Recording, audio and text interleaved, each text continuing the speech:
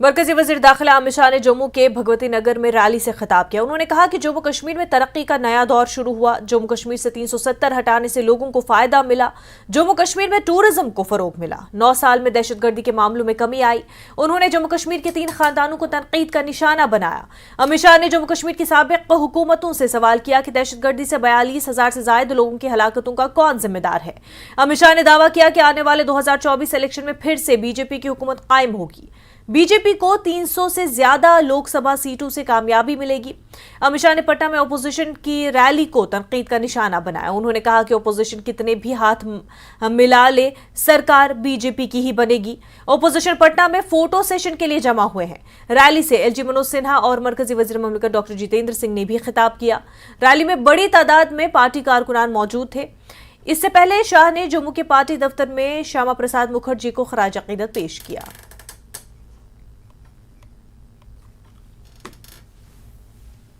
अभी अभी मैं एक बार देख रहा था, एक आतंकवादी घटना हुई। महबूबा जी जोर जोर से बोलने लगी, कहां गया आतंकवाद। मुफ्ती मैडम और अब्दुल्ला साहब, मैं आपको जवाब देना चाहता हूं। यूपीए के 10 साल के अंदर 7,327 आतंकी घटना हुई थी और एनडीए के 9 साल में सिर्फ 2350, 70% की कमी लाने का काम एक भारतीय जनता पार्टी की सरकार में हुआ है। 2056 नागरिक मारे गए थे यूपीए की सरकार में। 9 साल में सिर्फ 377 मारे गए हैं। 377, ये भी हमें गवारा नहीं है मित्रों।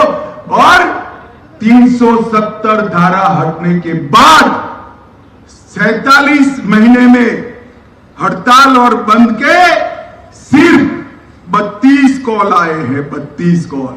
और पत्थरबाजी की घटनाएं भी 90% कम हुई है। यही बताता है कि जम्मू कश्मीर में हालत ठीक हो रही। दिल्ली तक आवाज जानी चाहिए कि इस बार भी 24 के चुनाव में मोदी जी को फिर से देश का प्रधानमंत्री बनाना है। मेरे साथ दोनों हाथ उठाइए, अंत तक सभी लोग उठाए दोनों हाथ। 24 में 300 से ज्यादा सीटों के विजय के संकल्प की मुट्ठी बींचिए और प्रचंड आवाज से बोलिए, भारत माता की।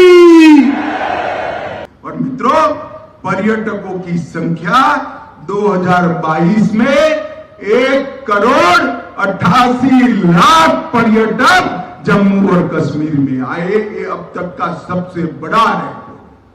और ये 3 परिवारों को मैं कहना चाहता हूं, आपके जमाने में इसका 50% भी कभी नहीं आया। ये 9 साल में पर्यटक बढ़ते बढ़ते 1,88,00,000 हुए। मित्रों, आज 23 तारीख को पटना में एक फोटो सेशन चल रहा है। सारे विपक्ष के नेता एक मंच पर इकट्ठा हो रहे हैं और संदेश देना चाहते हैं कि हम भारतीय जनता पार्टी को, एनडीए को और मोदी जी को चैलेंज करेंगे। मैं सारे विपक्ष के नेताओं को एक कहना चाहता हूं, कितने भी हाथ मिला दो, आपकी एकता कभी संभव नहीं है। और हो भी गई तो कितने भी इकट्ठा होकर जनता के सामने आ जाइए। 2024 में 300 से ज्यादा सीटों के साथ नरेंद्र मोदी जी का प्रधानमंत्री बनना है। पीडीपी लीडरों का मानना है कि जम्मू कश्मीर में असल धारे की सियासी पार्टियों के बारे में अमित शाह को गलत फीडबैक दिया जा रहा है। इसलिए मरकजी वजीर दाखिला एनसी और पीडीपी जैसी पार्टियों को निशाना बना रहे हैं और गलत बयानिए फैलाए जा रहे हैं। पीडीपी लीडर इकबाल त्रंबू ने आज प्रेस कॉन्फ्रेंस करते हुए इस ताल्लुक से तासुरात का इजहार किया। उन्होंने इल्जाम लगाया कि बीजेपी लीडरान और सरकारी अहदेदारों ने जम्मू कश्मीर के लोगों से बराह रास्त बात करने की वज़ीर दाखिला को इजाज़त नहीं दी ताकि अवामी मसाइल उजागर न हो सके। मैं अपने होम मिनिस्टर साहब से एक मोदिबाना बात कहना चाहता हूं कि यहाँ पर दौरे हुकूमत जनाब मुफ्ती मोहम्मद सईद साहब के 16 किलो राशन पर इंडिविजुअल दिया जाता था। हाँ, ये बात सच है। ये लोग मुफ्ती साहब के रिश्तेदार हैं, ये लोग पीडीपी के अपने लोग हैं, ये हमारे रिश्तेदार हैं। इन्हीं के लिए हमने हुकूमत की है, इन्हीं के लिए हम इक़्तिदार में आए हैं। तभी हमने इनकी माशी हालात को देखकर मुफ्ती मोहम्मद सईद साहब ने नेशनल फूड सिक्योरिटी एक्ट के तहत 16 किलो पर सोल राशन का ऐलान किया था। जम्मू कश्मीर कांग्रेस पार्टी के chief spokes person Ravindra Sharma ने कहा कि बीजेपी इस हकीकत से डर रही है कि ऑपोजिशन पार्टियां एक प्लेटफॉर्म पर इकट्ठा हो रही हैं। उनका कहना था कि जम्मू कश्मीर में दहशतगर्दी का सिलसिला अब भी बिला रोक टोक जारी है।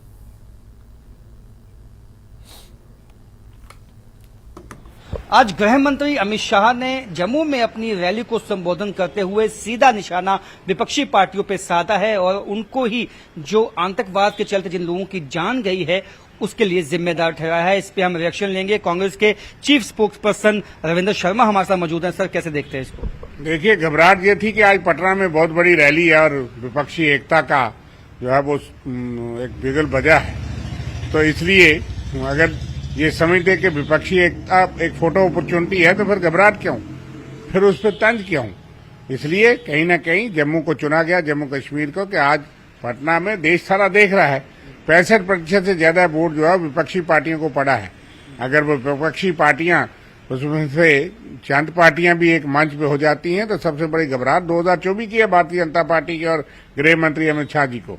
जम्मू कश्मीर को तो एक लेबोरेटरी, एक तजर्बा गाह बना करके भारतीय जनता पार्टी ने रखा है। 5 साल से जहां आप चुनाव नहीं करवा पा रहे, असेंबली भंग हुए 5 साल से ज्यादा हो गया, और आप दावे करते हैं कि जम्मू कश्मीर के हालात बेहतर हैं। कश्मीरी पंडित जो पिछले 10 सालों 15 सालों में कश्मीर घाटी में बसाए गए 5500 के करीब मुलाजम, वो सारे बेचारे भाग के छोड़ के सिलेक्टिव किलिंग, टारगेटेड किलिंग से भाग करके यहाँ आ गए। 3000 के करीब जम्मू के मुलाजिम जो कश्मीर भाग में नौकरियां कर रहे थे पिछले 15 सालों से, आज वो सारे लोग सड़कों पे प्रदर्शन करके घर बैठ के। आपको लगता है कि हालात ठीक हुए हैं तो क्या असेंबली चुनाव भी होने चाहिए? अगर इनके दावे सही हैं, हालात ठीक हुए हैं, तो चुनाव क्यों नहीं? सबसे बड़ा फिर रियासत का दर्जा वापस क्यों नहीं किया जो पार्लियामेंट के अंदर वादा किया था? जम्मू कश्मीर के युवा त्राई कर रहे हैं नौकरियों को बगैर। यहाँ जितनी अनएम्प्लॉयमेंट और जितनी धांधली नौकरियों में इस दौर में हुई है, उस पर कोई जवाब नहीं। अमित शाह जी ने क्या तोहफा दिया? यहाँ महंगाई के भरमार है। यहाँ जो सबसे बड़ी समस्या है डेली वेजर्स, जिनको इन्होंने कहा था पक्का करेंगे, 60,000 डेली वेजर्स आज भी प्रोटेस्ट कर रहे थे, कल भी कर रहे थे। इसलिए दिया क्या? जम्मू कश्मीर के स्टेट का दर्जा छीना, लोकतंत्र छीना, लोगों को चुनी हुई सरकार से वंचित किया।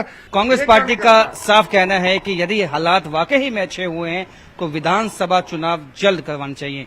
कैमरामैन आशु के साथ राजन वैद, न्यूज 18 जम्मू।